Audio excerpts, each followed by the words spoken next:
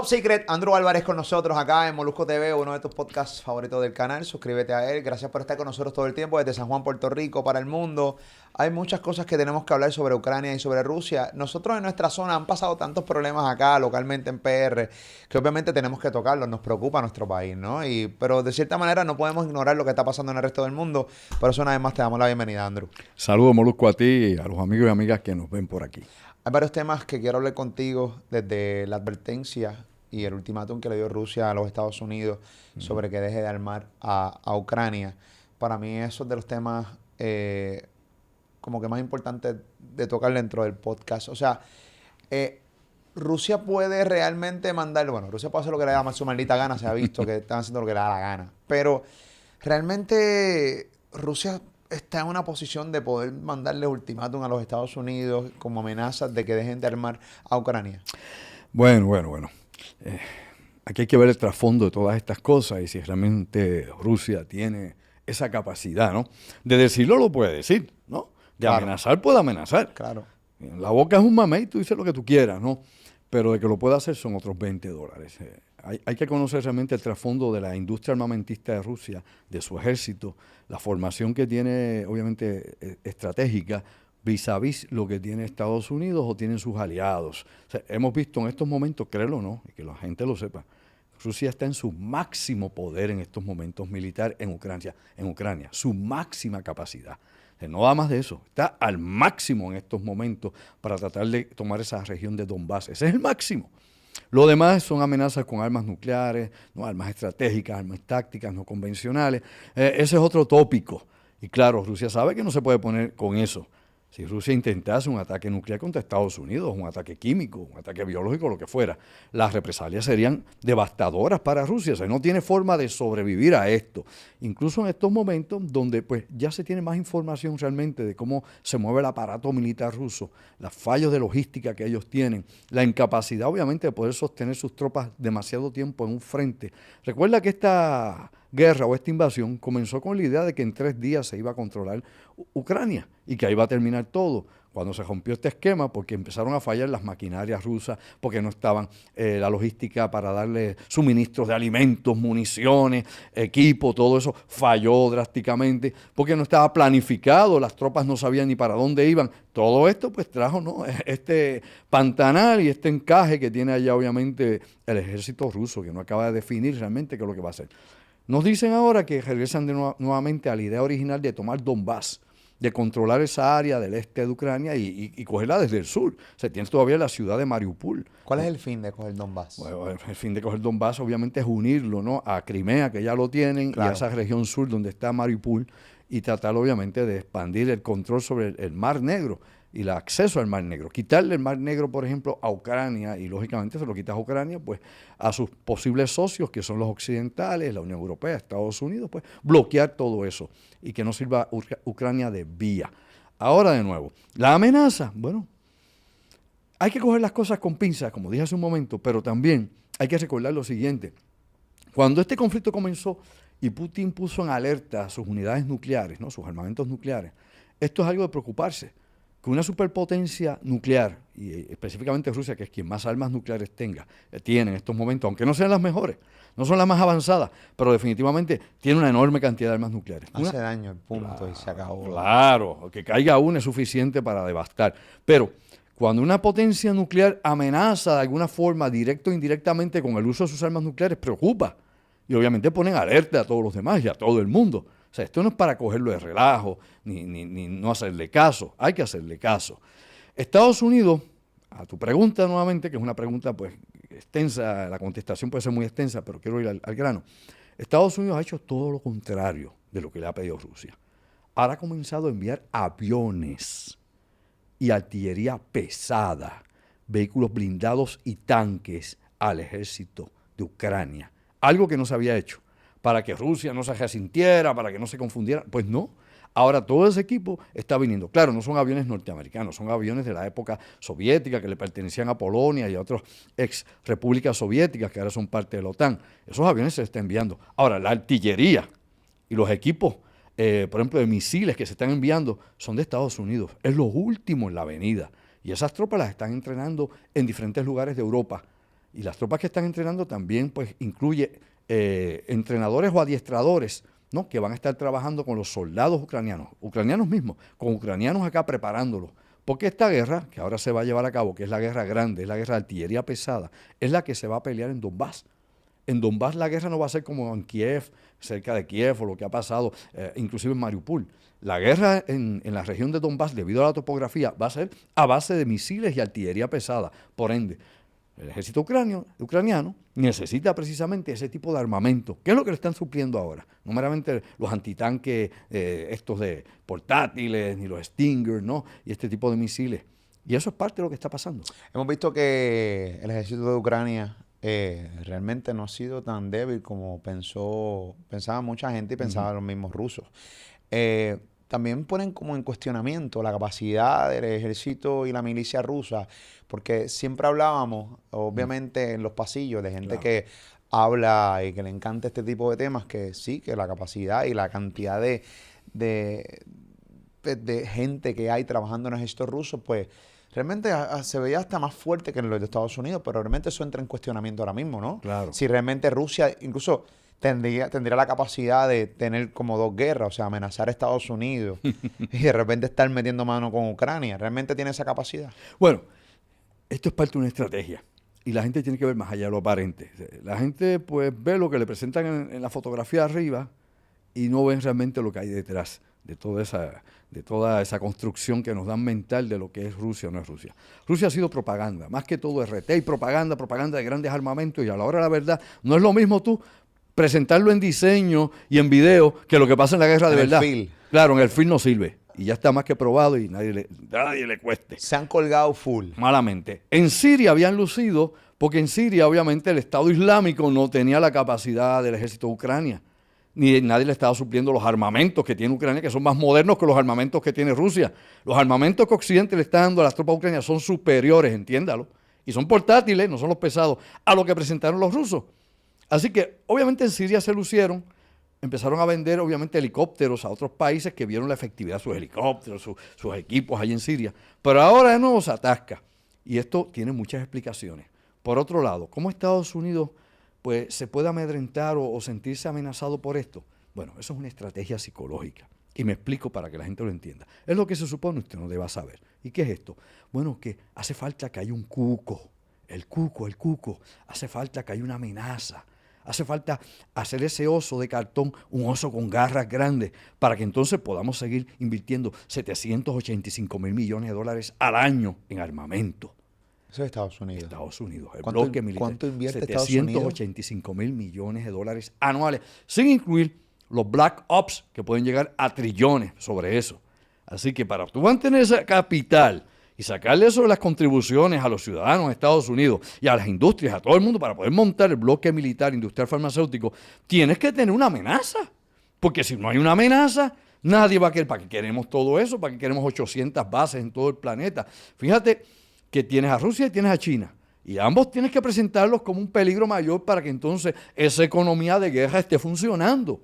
Esa es la verdad, le gusta el que no, hay que entenderla. Hay gente que, pues porque no estudiaron, ni se han informado, ni jamás han investigado una letra sobre ese asunto.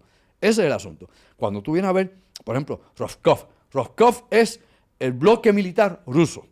Todo el bloque militar ruso le pertenece al gobierno. No hay industria privada, es del gobierno. 700 compañías que controla el gobierno de Rusia, de Putin. Y las demás compañías que puedan estar orbitando a estas son ¿de quién? De los oligarcas, de la élite amiga de Putin. Y todos los directores de todas las industrias armamentistas de Rusia son compañeros de Putin de la antigua KGB. Gente obsoleta. Entonces, ¿qué pasa? Para que tengan una idea, estos bombardeos que han habido en Ucrania, donde han, por ejemplo, destruido hospitales y lugares donde hay civiles, no es que sean los rusos malvados realmente a matar a toda esa gente, genocidio. Es que el equipo que tienen no funciona como tiene que funcionar. Muchos de los misiles dirigidos están caducos ya están obsoletos. Su vida útil es de 10 a 15 años, muchos tienen 20, 25 años, es lo que están cargando en los cazas bombarderos rusos. Y fallan, entonces. Fallan porque ya no sirven los sistemas guía y fallan y caen donde no es. ¿Qué pasa? Están usando las bombas tontas, ¿no? La bomba tonta es la bomba que tú tiras para que estalle, como la Segunda Guerra Mundial, que tiraban montones de bombas. Eso es lo que usan y eso cae en cualquier sitio y mata a cualquiera. ¿Qué pasa? al no tener este tipo de misiles, los aviones, por ejemplo, ¿no? Sub-34, MiG-29, los aviones que estén usando ellos allí, pues tienen que volar bajito. Y al volar bajito, los misiles Stinger, los misiles antiaéreos que le han dado Estados Unidos y los canadienses y los británicos al ejército ucraniano, derriba los aviones, porque van bajitos, porque no tienen precisión de disparo. ¿Qué pasa? El problema es que esa industria es obsoleta, la industria rusa, que vino después de la Unión Soviética, no sirve, no tiene capacidad de producir en masa. Para que tengas una idea, en el 2017, Wow. ellos podían producir, oye de esto, 10 misiles al mes, la industria, 10 misiles para aviones al mes, en 6 meses 60 misiles. Se han tirado ya más de 1.200, 1.300 misiles. Por eso la mayoría son ya viejos y obsoletos y caen en cualquier sitio. No tienes la capacidad para tener una guerra contra Estados Unidos con ese tipo de fábrica. Hay que recordar algo, las guerras son presupuestos, las guerras son económicas. Y si tú no tienes presupuesto y no tienes la estructura industrial para poder sostener tu guerra, te van a barrer. En las primeras 2 oleadas se te acabó el maní. Y ahí quedaste. Y es lo que la gente no deba saber porque obviamente tenemos que mantener a Putin como el machaján de la película cuando no aguanta una bofetada. Y la gente dice, oh, las armas nucleares. Bueno, y las armas nucleares estarán en el mismo estado que las armas estas que tienen. ¿Servirán? ¿No serán cabezas nucleares obsoletas ya y arcaicas o que ya se les fue el tiempo de uso? Pero claro, no queremos, nadie quiere probar eso, nadie quiere saber si funcionan o no.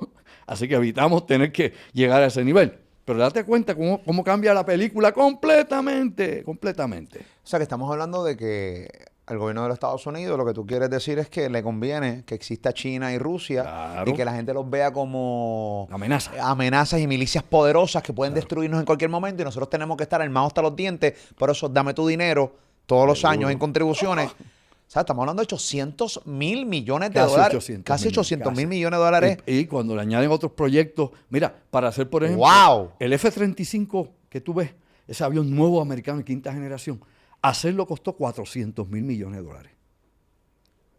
Qué locura, brother. Pues que la gente acá no, que si la deuda de Puerto Rico, que si pobreza en el mundo. Mira, todo se gasta en la milicia, en armamentos para mantener el imperio.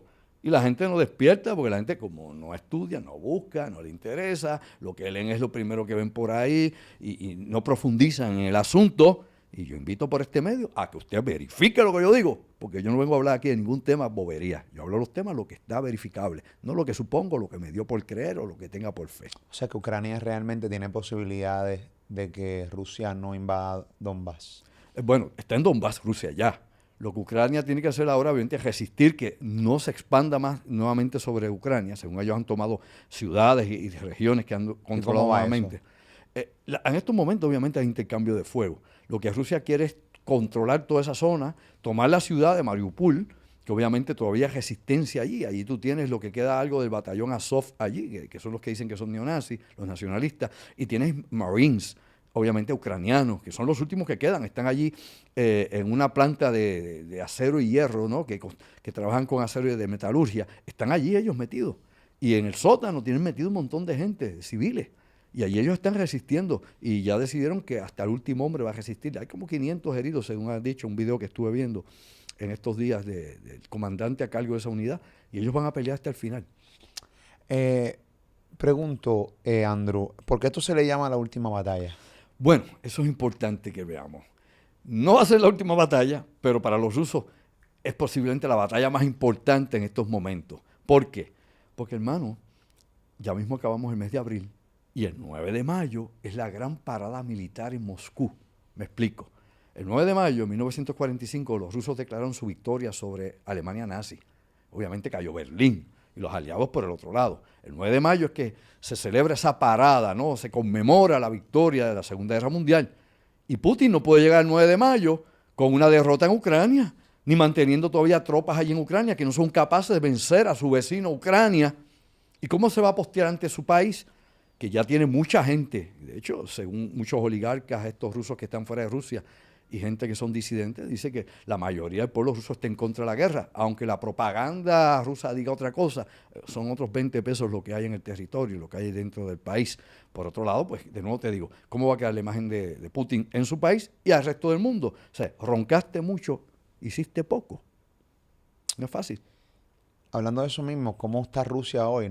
Hay muchos temas que nosotros hablamos al principio aquí en Top De Secret, todas todas cosas. estas cosas, Eso es así. y esto es como realmente haciendo un recap, porque Ujú. hablamos de las restricciones del mundo, Sí. de los bloqueos que le han hecho otros países al mismo Rusia. ¿Cómo está el mismo Rusia con esta misma situación? O sea, Ujú.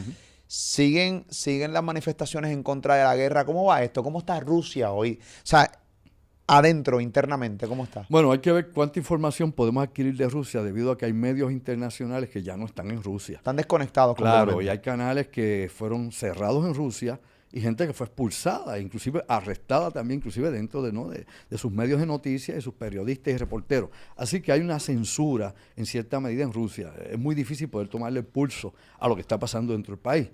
Pero sí te podemos decir lo siguiente, hay cosas que ya ni se escuchan. Por ejemplo, ya tú no ya hablas ni siquiera de la vacuna Sputnik. Y le decían Sputnik 5, uno te decían Sputnik V. Pues la famosa vacuna rusa ya tú no la oyes ni en los centros espiritistas. Y es que debido a todo lo que está pasando, Rusia necesita definitivamente abrir nuevamente al mercado internacional. Y me explico. Mira, en estos momentos tú tienes más de la mitad de las divisas rusas y de su capacidad de poder mover oro, monedas digamos, cualquier tipo de inversión o capital fuera o dentro de Rusia. Más de la mitad por los bloqueos económicos, las sanciones económicas que tienen en este momento. Así que tienes un problema, no puedes bregar con commodities, no puedes bregar obviamente con inversión, con capital, no puedes transferir nada. Eso de por sí a cualquier país del mundo lo derrota. Así que Rusia está haciendo el último esfuerzo para eso. Recuérdate que la economía de Rusia nunca fue una gran cosa, ni tampoco la Unión Soviética. Vamos a estudiar un poco. La realidad es que la Unión Soviética se amparaba en su gran armamento y ejército y en su industria armamentista. La Federación Rusa heredó lo mismo. Óyeme, ellos no son comunistas, pero todo el capitalismo que tienen es un capitalismo de Estado, donde el Estado lo controla. Ellos no están abiertos al libre comercio del mundo, como los demás países. Por eso es que no producen productos de valor añadido. O sea, no producen automóviles, ni aviones para vender en el mundo, ni computadoras para vender en el mundo, ni software para vender en el mundo, ni televisores, ni radio, nada. Es basura. Entonces, ¿qué pasa? Toda su industria, lo mejor que tienen es la industria del armamento. ¿Y qué es lo que te dice la industria del armamento?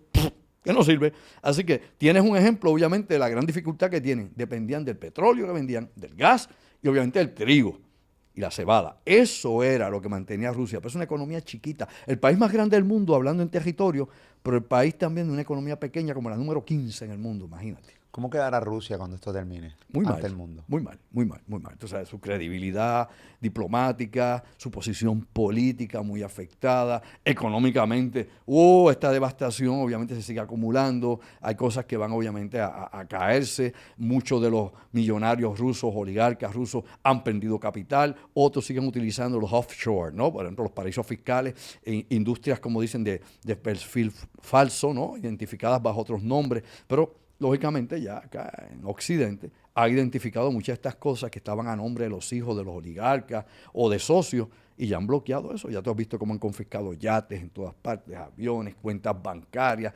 industrias cerradas. O sea, esto está matando a la élite económica de Rusia.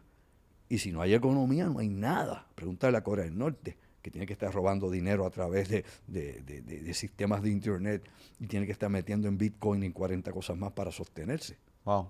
No es fácil. De Putin quedar mal ante el mundo en cuanto a esto.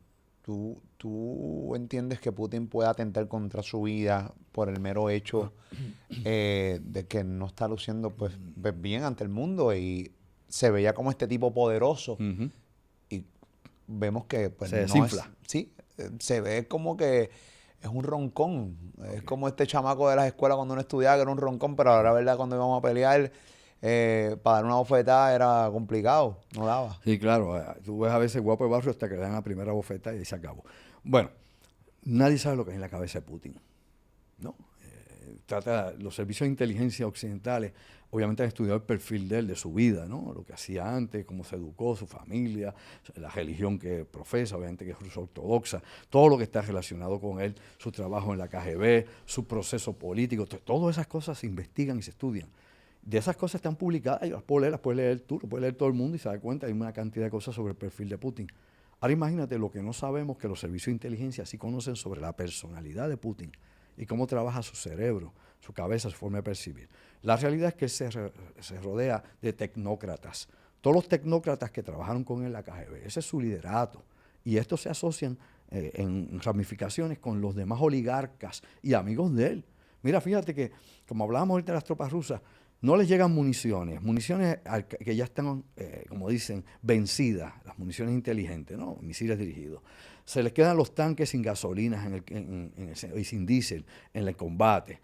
Los soldados les llega comida expirada, comida podrida es lo que le llega a los soldados allá. Todo eso te demuestra a ti que definitivamente hay un gran problema allí, y los que controlan desde el combustible, la comida que le llega a los soldados, hasta las municiones y los misiles, son los panas de Putin. O sea, toda esa gente está en el mismo grupo y la corrupción expide que hay. La gente dice, no, ucranianos son corruptos.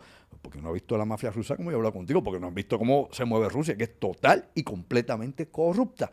Digo, por no hablar de Puerto Rico, acá es menor escala, ¿verdad? El mundo es corrupto. El mundo es corrupto. Sí, el mundo está podrido, hermano. Un mundo de mentiras, un mundo de mentiras.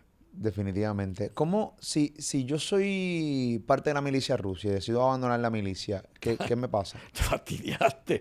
Bueno, en estos momentos de guerra, quién sabe si te fusilan. O sea, en las guerras anteriores, cuando tú eras un desertor y te atrapaban o lo que fuera, bueno, Estados Unidos no te fusilaba en un momento dado si no había sido un traidor que hubiera implicado daños, obviamente, al ejército. Ahí te hubieran fusilado. Te mandan a una prisión. Probablemente en Rusia te mandan a una prisión, o si depende el nivel en que, o con quién te toca en ese momento, ¿no? El comandante en jefe, tal vez te fusilen. Es lo que prácticamente se hace en todos estos conflictos donde hay países donde los derechos civiles no se protegen y donde las reglas militares están un poco confusas. No es fácil. A mí también me resulta interesante que muchas veces vemos y queremos ver siempre a los Estados Unidos como el patito lindo y bello y hermoso. Y se nos olvida un poco la historia. Historia que yo no la tengo 100%, la tengo clara al 100%, pero sí está, por ejemplo, la historia más famosa de lo que hacía la milicia, la historia de Mohamed Ali, que básicamente lo cogieron en aquel momento y le dijeron, mira, te tenemos que arrestar. Iba para Vietnam, él no quiso, dice que obviamente por sus creencias iba a ser una persona que no iba a ir a la guerra, no iba a coger un arma de fuego. Tú sabes que le costó su licencia, su título mundial, lo iban a meter preso, como tú dices. Todo eso fue un caso terrible en los años 60 de Mohamed Ali, que antes era Cassius Clay, es su nombre original. Y esto fue ¿qué diría yo? Un evento, no solo de Estados Unidos, un evento internacional. Él era una persona que sus creencias religiosas se había entrado en el Islam y todo esto, no le permitían ir a la guerra en ese momento. Claro, no le preguntas a un yihadista, hace todo lo contrario. Claro, pero él decía, yo recuerdo que, bueno, en la película y en los documentales que están por aquí mismo en YouTube, la gente los puede buscar. Objetor de conciencia. Sí, pero él decía, pero es que ellos no me han hecho nada a mí, como yo voy a matar gente que a mí no me ha hecho nada. De hecho, más me han hecho... Y estamos hablando de que usted, los derechos de quién, si ustedes me matan a mí mis derechos todos los días, estamos hablando de aquel momento de la historia de racismo rampante, que bueno, Estados Unidos nunca ha dejado de ser un país racista, pero en aquel momento estaba muy marcado el racismo entre los negros. En los 60, definitivamente, el racismo estaba encendido, había habido inclusive masacres de negros, y esto venía de una tradición ya desde el Ku Klux Klan y otros movimientos, obviamente, supremacistas blancos en Estados Unidos, y se estaba tratando de hacer una revolución social, dándole la igualdad a los negros, no solamente el voto, sino que pudieran asistir a las escuelas junto con los blancos, ¿no? Es un apartheid que había ahí, como había en Sudáfrica, pero lo había en los Estados Unidos, y es precisamente en la época de Kennedy que esto explota, luego con Lyndon B. Johnson hasta Nixon. Tú ves todas estas cosas, habían figuras como Malcolm X, habían figuras como Martin Luther King, como Angela Davis, o sea, mucha gente que fue prominente en la lucha por los derechos del negro, del afroamericano. Claro, está en la lucha también de los hispanos, que somos una minoría grande, claro, y que inclusive nosotros los puertorriqueños, siendo ciudadanos de los Estados Unidos, somos ciudadanos de segunda y tercera clase, a lo que se refiere al poder político, inclusive a un sinnúmero de servicios que no se nos dan. Tú sabes que yo estaba compartiendo un vuelo con un soldado. Saludos si está viendo este podcast, consume el contenido. Sí. Estaba sentado junto con él y él iba rumbo a Texas. Okay. Y salimos desde Puerto Rico y entonces empezamos a hablar. Yo al principio no me atreví a hablar porque pensaba, yo no sé inglés, o sea, tengo problemas con el idioma. Él realmente parece un estadounidense. Y entonces, cuando notó que habla español, le dije, y obviamente es súper boricua con el acento nuestro. Este pana es después boricua, papi, ¿qué es la que hay? Y empezamos a hablar un rato. Y me dice, brother, y yo le pregunto, ¿por qué tienes que viajar uniformado? Me resultaba raro. Y los veo siempre viajando uniformados. Y me dice, tenemos que viajar uniformados porque es lo que nos exige, o sea, tenemos que llegar ahí uniformados. Y es bien gracioso porque cuando llegamos a Estados Unidos, la gente, la gran mayoría de la gente te aplauden y eso hasta que hablo español. Cuando hablo español, tú notas no todos los estadounidenses, porque es como decir que todos los puertorriqueños son unos mantenidos. Es como decir, o sea, yo no puedo generalizar. Yo no puedo decir que todo Estados Unidos, el overall, son así, pero me dice, papi, la gran mayoría, cuando yo hablo español vestido de militar, es como que lo resienten y me dice, he sentido el racismo cabronamente, yo saliendo al fila a defender y a trabajar por los derechos de este país. Y eso pasa muchísimo. Militares que están viendo este podcast, que me desmientan o desmientan esto, pero la realidad del caso es que él me lo dijo a mí. A mí me sorprendió muchísimo que todavía en el 2022 nosotros estemos viviendo esto. Bueno, 2022 ya. Así es. Está cabrón, estamos hablando, tú me estás hablando de la década del 60, no vamos a ver ahí. Estamos aquí en el siglo XXI. ¿Sabes? De la década del 60, mira, estamos en el 2022, todavía estamos viendo racismo, estamos viendo desigualdad, estamos viendo tantas mierdas fíjate que en ese caso, aquí tenemos mucho boricua hincho, ¿verdad? En la montaña, de ojos azules, colorados, rubios, sí. Aquí hay de corso, franceses, españoles, africanos, obviamente taínos, de todos. Tenemos, inclusive de chinos y de árabes. Tenemos un pool genético increíble de los puertorriqueños. Por eso tú ves a puertorriqueños que parecen americanos, parecen europeos. O sea, que si no hablan, no sabes que es de aquí, punto. Y eso fue lo que te pasó a ti en primera impresión. Y allá pasa lo mismo. Ellos no conciben a un puertorriqueño ojos claros, blancos, rubios o pelicolorados. Entonces, no te conciben así hasta que lo expresas. Y en ese sentido, pues no es ni por el color de piel. Simple y llanamente por tu etnia, por lo que representa, por lo que ellos no aceptan como parte de sí. Y como has dicho, es un grupo, no es todo el grupo. Claro. El grupo ultranacionalista, que está lleno de racistas, supremacistas, que se identifican el 95% con el Partido Republicano, y es la verdad, le gusta el que no, allá es lo que hay. El 95% de esos racistas están allá, en la extrema derecha del Partido Republicano, no todos los republicanos, en su extrema derecha, y lo hemos visto manifestado en 1000 ocasiones. También hay racistas en el Partido Demócrata. Obviamente, los hay en todas partes, ¿no? Y aparte de racistas, también hay clasistas, que es por la clase social. Claro. Si tu clase social es inferior a la mía, aunque tú seas blanco y yo sea blanco... Te voy a mirar por encima del maldito tú eres white trash. Tú eres white trash. Tú eres basofia al lado mío. Tú eres basura. No te veo igual, ¿no? Y hay otros tipos de prejuicios por religión. Si no crees como yo, no tienes la fe mía, ya tú sabes lo que hay contigo, palo contigo. Tienes que aceptar lo que te digo, te predico. O si no, ya tú sabes lo que hay. La eterna sabiduría. Ese tipo de cosas. Y los tienes. Se los tienes en diferentes niveles y renglones. Puertorriqueño ha sufrido mucho discrimen en el ejército de los Estados Unidos, en la infantería marina, en cualquiera de los cuerpos militares. Hay puertorriqueños que han avanzado muchísimo, han llegado a rango de general. Y todo depende de las circunstancias y de dónde te toque, ¿no? Obviamente, quiénes son tus oficiales que están sobre ti, tus supervisores y muchísimas cosas. No es la norma regular que el ejército permita racismo y permita que se discrimine. Eso se puede discriminar, no se permite.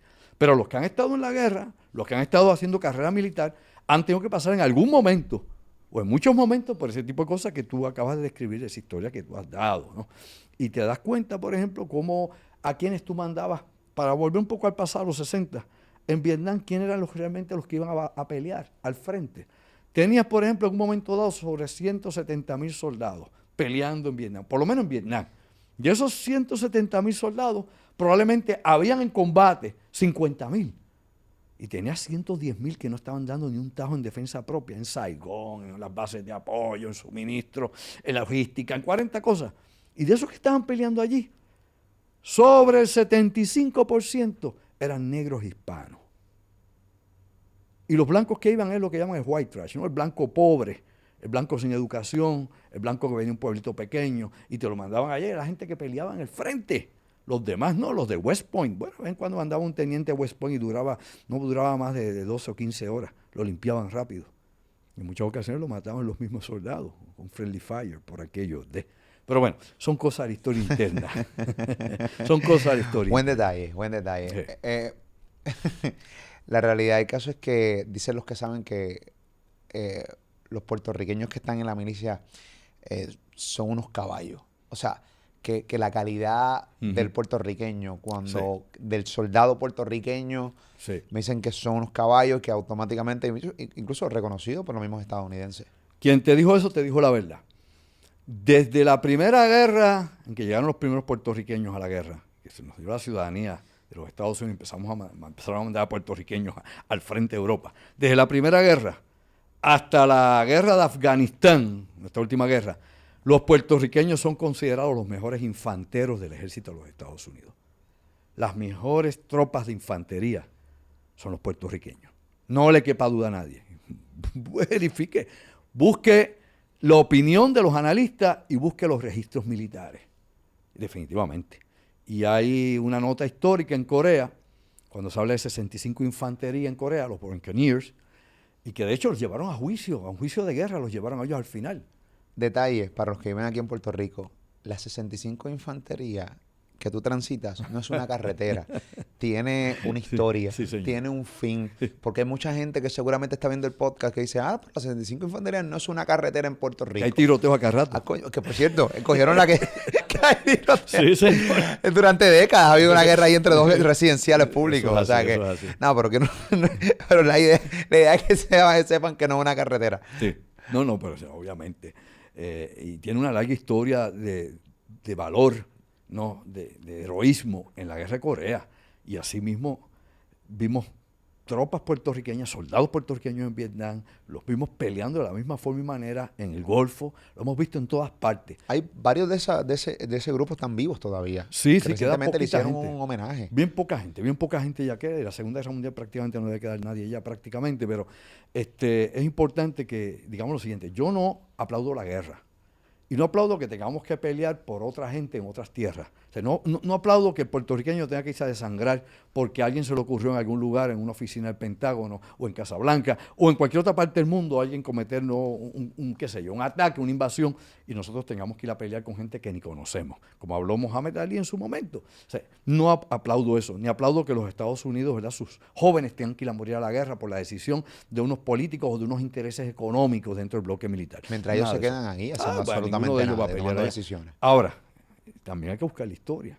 Hay presidentes que fueron a la guerra y pelearon en la guerra. ¿Sí? Sí. ¿Quién? Bueno, se habla de Teddy Roosevelt, pero en la guerra hispanoamericana, pero Teddy Roosevelt era medio fake. Pero podemos hablar, por ejemplo, de Kennedy, John F. Kennedy.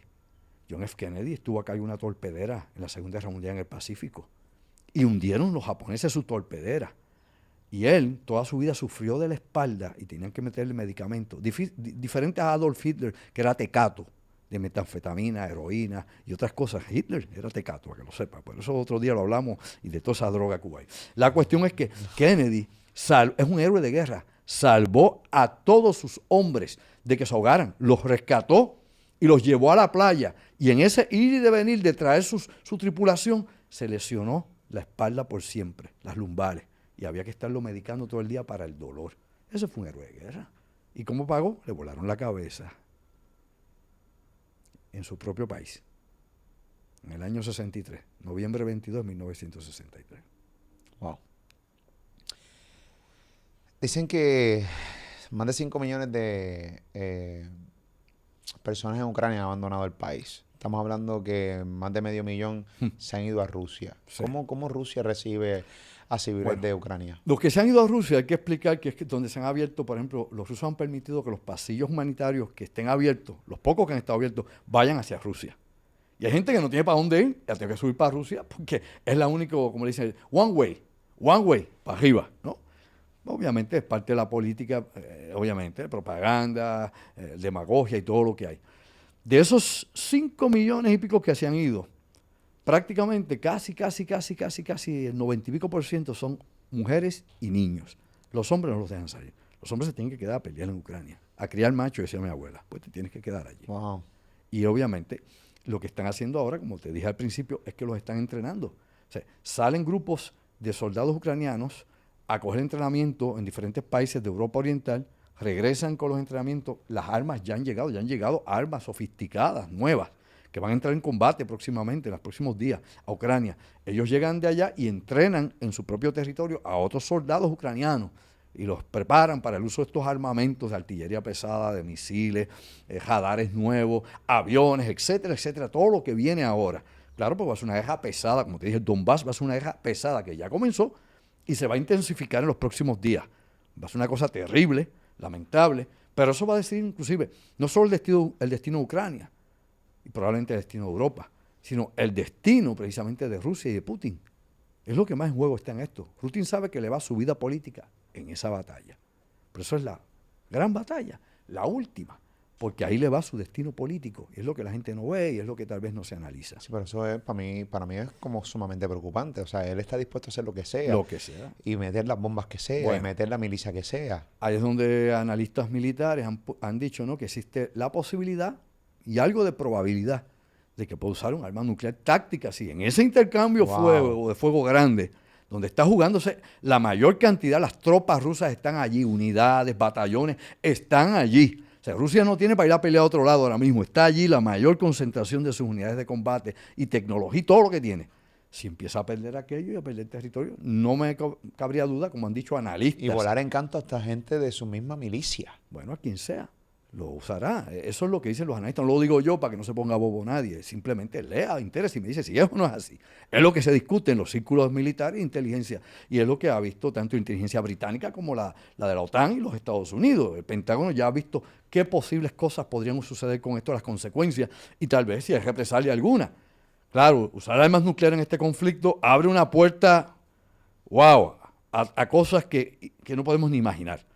Y si hubiese obviamente intervención de la OTAN y una contestación nuclear a esto, yo no sé dónde vamos a parar en estos momentos. Recuerda que estamos teniendo el kickback, ¿no?, la patada del cantazo de esa guerra y de la pandemia con la economía y con la inflación y con obviamente los precios de los alimentos que ya están impagables. Y la gente pobre del país lo va a sentir y los viejitos en este país van a sentir cuando la canasta de alimentos no puedan pagar porque ya ni el pan va a dar para pagar porque ahora van a reducir el pan en 2 meses. En el mes de julio van a reducir el pan, ya para junio, casi para julio, van a reducir el pan. Y la comida ha subido el precio de forma desorbitante. Así que la gente mayor de Puerto Rico, y recuerda que más del 51% de los puertorriqueños cogen el pan, van a tener un enorme problema. Obviamente para los que nos están viendo fuera de Puerto Rico y que... Es asistencia alimentaria. Sí, exacto. Es Ayuda. una tarjeta que nos dan, que es la tarjeta del PAN. Obviamente somos territorio americano y pues nos envían unos fondos federales donde pues la gente pues le dan la tarjeta del PAN para que puedan hacer su compra. Exacto. Y puedan pues alimentarse. Hay mucha pobreza también en Puerto Rico y siempre lo digo porque hay mucha gente que piensa que Puerto Rico está boyante. Sí, yo salgo y cuando yo viajo bastante. Viajo a Colombia, a República Dominicana y hablo. Y les digo, no, espérate, es que no tan solo en tu país se ve miseria, en mi país también se ve miseria, independientemente de que seamos parte de Estados Unidos. Eso no implica absolutamente nada. O sea, vete al centro del país, métete a los barrios, métete a donde están la gente mayor, gente jodida de verdad, que independientemente de que tenga la tarjeta del PAN, eso no les da para absolutamente para nada. Y también en PR hay mucha pobreza y con dolor en el alma lo digo, no es que me haga sentir orgulloso, pero para nada. En Estados Unidos tienes millones y millones de personas viviendo en la pobreza. Tú vas a California, puedes ir a Los Ángeles y otras ciudades y tú vas a ver la gente que tiene todas esas carpas y esas casetas de campaña en parques y debajo de los puentes. Homeless, o sea, sin hogar. ¿Cuántos hay? Millones y millones. 30 y pico millones o más de personas en Estados Unidos viven a ese nivel de pobreza. Con toda la riqueza y con todo lo que se gasta en armamento. Pero sí, cuando me dice 783 mil millones de dólares que se gasta en armamento, de repente tú ves una persona durmiendo en las calles, de repente tú ves pobreza. Claro. O sea, es algo que realmente, volvemos, esto es un mundo, como tú dices, de mentira. Esto es un mundo que realmente no está equilibrado, que realmente las prioridades no eres están tú, invertidas, no eres tú, no soy yo, son los grandes intereses toda la fucking vida. Es un sistema, o sea, el imperio es un sistema, ¿no? Y el imperio, Estados Unidos meramente representa la cara de ese imperio, porque Estados Unidos es la gran corporación, así se le llama, es la gran corporación. Y esa gran corporación pues tiene enlaces, ¿no? Tiene sus aliados europeos, tiene al gobierno británico, que es parte de toda esa alianza por ejemplo, el Banco Mundial, Fondo Monetario Internacional y otras fuentes, obviamente, de control, el SWIFT y todas estas fuentes de control económica que fluyen, ¿no?, en la globalización. O sea, esto es bien importante porque todo eso se sostiene no solamente con capital, sino se sostiene con lo militar, con la prepotencia que puede tener este tipo de armamento y alta tecnología militar. vendiéndole seguridad a otros países. Cuando no te vendo armamentos, pues te vendo seguridad, como si se hizo la guerra del Golfo, que Estados Unidos mandó 500.000 de soldados, cuando obviamente Saddam Hussein invadió a Kuwait, pues mandó a Arabia Saudita 500.000 de soldados. Y ahí fue donde vino, obviamente, ahí es donde comenzó el conflicto grande con Osama Bin Laden, y por eso surgió Al Qaeda. Una serie de cosas que la gente tal vez no ha apreciado, se ha informado adecuadamente. Pero ese es el mundo. El mundo es un equilibrio de una gran corporación mundial, que tiene las redes en todas partes. Tú rompes ese equilibrio, hay una zona que te trae en ese trilateral, ¿no? En esos 3 zonas de control económico del mundo que están repartidas. Hay un desequilibrio, como está pasando ahora mismo en Asia. No solamente con la cuestión de Ucrania. China en estos momentos tiene 45 ciudades cerradas. Inclusive Shanghái con 25 millones de habitantes. Vi las imágenes, la gente gritando que no los dejan salir, que el gobierno mismo le lleva comidas a sus puertas de la casa. Eso es terrible. A algunos, hay otros que están pasando hambre y los han sacado de las casas y las mascotas se mueren en las casas. Y 40 cosas más están pasando y no puedes abrir ni la ventana. Y no es que se está muriendo la gente en la calle como cuando ocurrió en Wuhan. Punto, se acabó. Aquí hay un plan, obviamente un plan maestro en China. O sea, esto no... oye, en la ciudad, por ejemplo, tú vas allá a Shanghái y en la semana te hacen 3 y 4 pruebas de COVID. Nuevamente vuelven y te hacen la prueba de COVID y vuelven de nuevo y te la vuelven y te la hacen. O sea, ¿qué es lo que hay detrás de todo esto? Más allá tal vez de alguna teoría de conspiración o algo que uno pueda creer. Obviamente los chinos tienen un plan trabajando en estos momentos. Acá en Puerto Rico pues sigue subiendo obviamente la positividad, ya estamos en 20 y pico %, pero ahí sigue subiendo, ¿verdad? Pero no podemos volver a encerrar al país. No puede cerrar el país porque Puerto Rico no tiene los medios que tiene China, ni la industrialización de China, ni los recursos de China, ni nada. O sea, aquí no vamos a tener China. No, una guerra civil se cierra a la gente, que eso puede ser una guerra civil en cualquier momento. Aquí no vamos a tener China, aquí lo que vamos a tener es limón de cabro. O sea, aquí vamos a estar bien fastidiados. O sea, aquí hay que despertar y darse cuenta que depende del ciudadano, de ti, de cómo te cuides. Fíjate que en China, con toda y la propaganda que tienen de su vacuna no funcionó para nada. Inclusive, los reportes que hay de las embajadas en China es que el personal y los extranjeros que trabajan en China, que los vacunaron con Pfizer o Moderna, no se han contagiado. Pero los chinos que tienen la vacuna que ellos crearon allá, siguen contagiándose. Lo mismo, como te dije, nadie sabe de la vacuna de Rusia, que ha pasado con toda aquella propaganda, bla, bla, bla, bla, bla. La gente en Latinoamérica le cree RT es controlado por el Kremlin y eso es propaganda política pura, como hay cadenas en Estados Unidos, que lo hemos hablado tú y yo hasta la saciedad, CNN, Fox, ABC, la que tú quieras, CBS, todo eso. Es parte del mecanismo. Justamente cuando está subiendo los casos positivos de COVID, pues también el gobierno de los Estados Unidos quitó ya que sea mandatorio usar mascarilla en los aviones. Eso fue una juez federal. Una juez. Y los aeropuertos, los aviones. Una juez, obviamente, una federal decidió no más mascarilla. Incluso hay un video que una azafata dio el anuncio en el mismo momento que se tomó la decisión. Se quitaron las mascarillas y toda la cosa. Bueno, que la quiero sé que la use. Claro, es libre albedrío, úsala si la necesitas, o si tienes temor o está tu salud comprometida, ponte la mascarilla, pero no le pongas un cañón en la espalda a nadie o en la cabeza para que tenga que hacer lo que otros hacen. O sea, cada cual que tenga, como digo yo, responsabilidad de sí mismo y se proteja, se lave las manos. Digo, todo el mundo debería lavarse las manos siempre, ¿no? Y después que va al baño o lo que sea, yo veo cosas bárbaras, pero aparte de eso, tú sabes. Pero, ¿tú crees que volverá la vacunación mandatoria?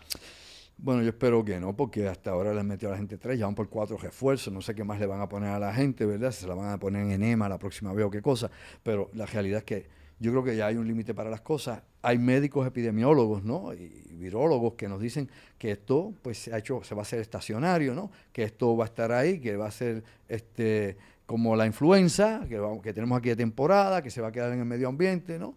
Y siendo endémico en Puerto Rico, pues vas a tener que vacunarte todos los años contra el COVID, todos los años. De hecho, habíamos hablado acá, en Australia y en otras regiones, en otros países donde hay farmacéuticas en laboratorios continuos de investigación, están tratando de traer una vacuna universal, que no tengas tú que estar dando de refuerzo y cosas, una vacuna universal y aparentemente va bastante avanzada. Claro que cuando esa vacuna surja, pues va a fastidiar el negocio de las otras farmacéuticas. Se han jaltado de billetes. Mientras mantengan esto, ya seguirán haciendo billones y billones y los accionistas ganando y la bolsa de valores para arriba y tú fastidiado y la economía del pequeño y mediano comerciante por el piso y el ciudadano con la inflación encima pidiendo la luz por señas. Andrew, como siempre, gracias por estar conmigo. A ti, Molusco, gracias a todos, como siempre, por estar a favor o no a favor. Aquí esto es parte de la discusión, de esta conversación. Aquí hay que ver más allá de lo aparente. Cuando se hacen podcasts, reaccionando a podcasts de Top Secret con Andrew Álvarez, es que esto está funcionando. Y al final del día, al final del día es que la gente, pues nada, no simplemente se lleva la información y que se nutran, ¿no? Y yo, honestamente, yo soy como un fanático. Yo estoy aquí haciendo preguntas y de repente estoy envuelto y digo, espérate, que yo también tengo que hacer preguntas. Y sé que te hace las preguntas.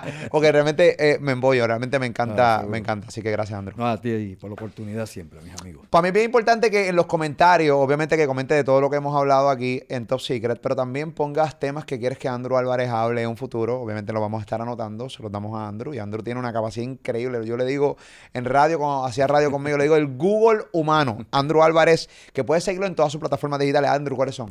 Mi página en Facebook, Andrew Álvarez Chardón, página oficial en Facebook. Ya he hablado 1000 veces que me hackearon las páginas grandes y todo, bueno, pero tengo esa página y ahí estamos, Andrew Álvarez Chardón en Facebook, Andrew Álvarez Chardón, página oficial, mi canal de YouTube, Andrew Álvarez Chardón en YouTube, ahí me consigue. Y ya ahora en el mes de mayo regresamos a Caguas con una nueva conferencia, Imperio, la que ya está sold out en Ponce, ya no hay para nadie, se acabó, no puede entrar más nadie. Volvemos allá en Caguas en mayo con Imperio, el nuevo orden mundial. Ya de eso hablaremos. Andrew Álvarez, la bestia. Top Secret, tú estás en Molusco TV, suscríbete a este canal de YouTube. Siempre te decimos que lo hacemos desde San Juan, Puerto Rico, para el mundo. Hablamos.